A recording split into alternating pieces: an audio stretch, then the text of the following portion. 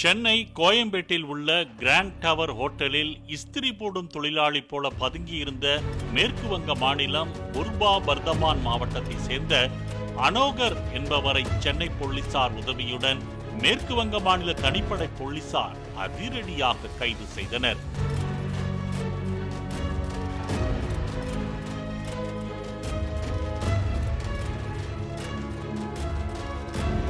அனோகர் அல் Qaeda தீவிரவாத இயக்கத்துடன் தொடர்புடையவர் எனவும் அன்சர் அல் இஸ்லாம் என்ற தீவிரவாத அமைப்பில் முக்கிய பங்கு வகித்து வந்ததாகவும் போலீசார் தெரிவித்தனர்.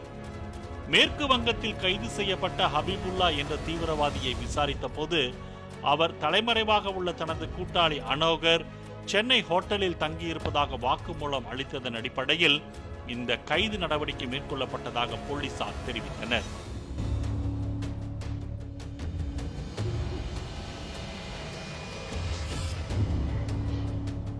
அந்த ஹோட்டலில் கடந்த 6 மாதமாக இஸ்திரி போடும் தொழில் செய்து வந்த அனோகர் மீது இந்திய அரசுக்கு எதிராக போர் தொடுக்க நினைத்தல், தாக்குதல் நடத்த திட்டமிடுதல், அரசுக்கு எதிராக சட்டவிரோத செயலில் ஈடுபடுதல் உள்ளிட்ட பிரிவுகளின் கீழ் வழக்குகள் உள்ளதாக போலீசார் சுட்டிக்காட்டினர்.